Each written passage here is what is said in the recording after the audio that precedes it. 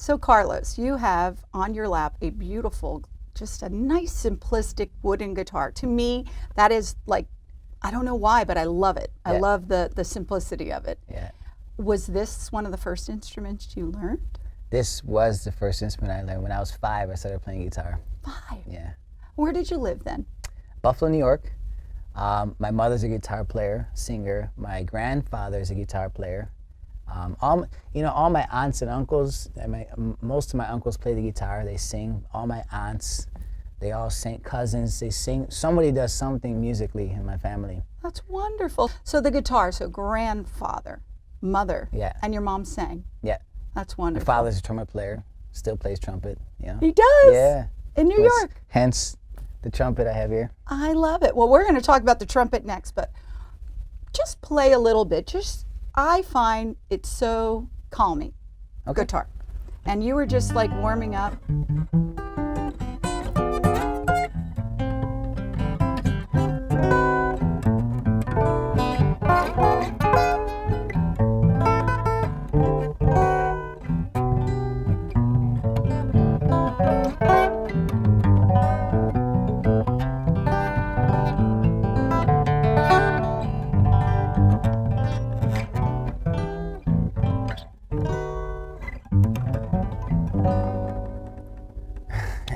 Beautiful, Thank you. beautiful.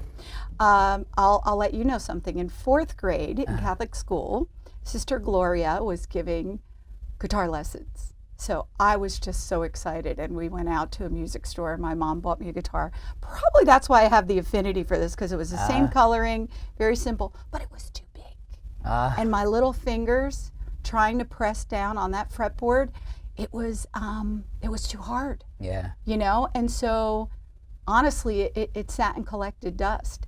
Is there a way, did you find that like there's a way to find the instrument for you? Like if someone's, out there, so they Yeah. can win at it, you know? Yeah, absolutely. I mean, they have different size guitars. I mean, when I was 5, it definitely wasn't the size of this. It was like half this size, a little tiny guitar, you know? Cute. It was like black. It was like a sunburst. It has the orange on here, the black. It was nice. And I bet they have great pictures of you. yeah, with hair. So guitar, since you're 5, and did that bring you to the point where you could like write music, or how did that part come about? Well, I started playing guitar when I was 5, and then I took classical lessons for I think it was like for 3-4 months. Learned how to play some classical stuff on the guitar. But then, because I come from such a musical family, there was a piano in the house, so I would sit at the piano and start just figuring things out. And my father being a trumpet player, when I was like 8 or 9, I think I started to play the trumpet. He bought me a trumpet for Christmas, and it was like the best Christmas present ever, you know. But definitely the guitar was definitely my starting ground in terms of like hearing concepts of like progressions and where to go and chords and stuff like this. And it's great for singing because you can back yourself up as a singer too, you know. Yeah. And also, it seems like, what would be the word? It's conducive to bringing out your voice. Like here you're playing that. I'm not a singer, I'm not a musician, but I feel the music and I feel like I want to put lyrics. Does Yeah. that make sense? Totally does. Yeah. That's a great inspiration there, yeah. Yeah. No, I really did. I felt like I've been there, or I could do it somehow. So it's I'm beautiful. sure you can. We should write a song. I love live. it. Well, everyone always laughs at me because I think all the names out there, everyone's got a song, and I don't know how there has never been a musician inspired by a Lynn, because there's no Lynn songs. Oh, that's right. That's true. We have to handle that. I think so. We got to write a song about Lynn. I'm like, Lynn, you got me in a spin. There you The go. mood that I'm in is for Yeah. Lynn. That's great. Well, thank you, Carlos. I will allow you to be so inspired. Even if Okay. it's another Lynn, I'm still going to take it. We both know it's for you though. All right. And now the trumpet. And this is your trumpet. This is my trumpet, yes. It's my baby. And how long would you say you've been playing trumpet? Since I was 9, 38. Daddy helped. for Daddy sure. helped. Yeah. So he bought you your first trumpet. Yeah, and my first trumpet when I was like 9. It was for Christmas, and I remember I couldn't get a sound out the horn. It was the hardest thing to get one scale in, and when I finally got it, it was such an accomplishment. It was like, because it took a lot of work. Yeah. 'Cause it wasn't just like, oh, here we go, boom. It was figuring out how to buzz, the proper amount of air. Yes. And then you have to work on your intonation and making sure that the notes don't shake. And it was intense. I was like, wow, this is it's a lot harder than I thought it was going to be. It's true. You know, you see these high school marching bands, people marching down the street, these kids working so hard at it while marching, trying to get the buzz right and get the sound out. I mean, Yeah. I've always admired it, but I don't know that people know how difficult it is. So you have to show everybody what you have to do to your lips. This is the embouchure, right? They call it the embouchure. What you have to do is you kind of like put your lips together and you have to buzz. And that through the horn gets you their sound. Yeah. So it's not just like, you literally have to make that movement. Yeah. So show us a little bit. Okay.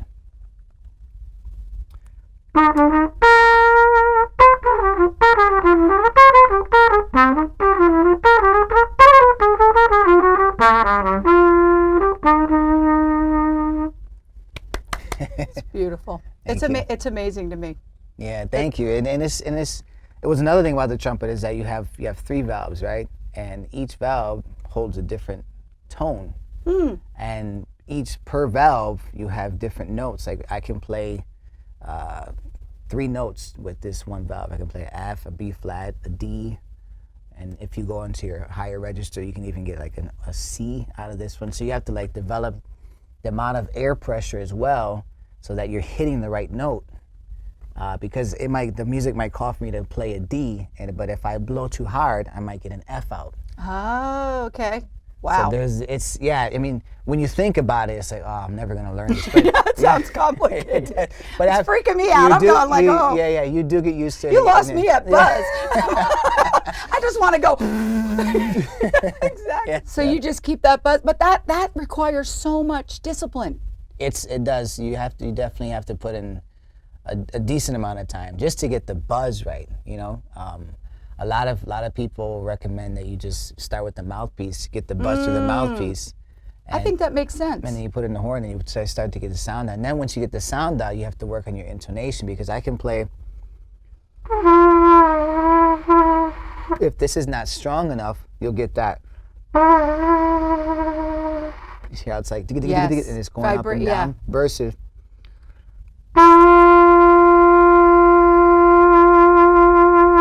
And then you add your own vibrato as well. Wow. That what appreciation. I mean, you hear the beautiful music and you go, I appreciate it. But when you take it apart and you see all of that, I mean, it blows me away. And I must say too, like trumpet is definitely a very demanding instrument. I think all brass instruments, you know, all wind instruments, because this is a muscle that you're developing. And as you practice and practice and practice, this muscle gets stronger and stronger, which allows you to endure a lot more playing, you know. So if this is weak and you got to play for 3 hours, you're going to be dead after an hour. And we're talking play for 3 hours in key. In key. Yeah. Following music. Following music. And if the drummer starts going faster, you Yeah. have to go faster. You have to go faster. Yeah, he does lead, doesn't Yeah, he? and then just slow it down. You're going too fast. You give him the look like, Yeah, you give him a look, exactly. I'm sure it has to happen. oh, it happens. I mean, you know, when you're on stage, you know, the good thing about rehearsal is that you know you're in the rehearsal space. You're rehearsing with the band members, and I mean you rehearse to a point where you play the songs really well. Right. But you only get one chance live, and sometimes you know things change that you didn't rehearse for. Sure. But that's why you have like people like a musical director. Maybe the singer skipped a line and we're reading music, so now he says, okay, skip C, go straight to D, and he counts us in type thing, you know. So it's like those things the crowd never knows. Right. But we're on stage like, wow, that was a close one. That was a close one. That was a close one, you know.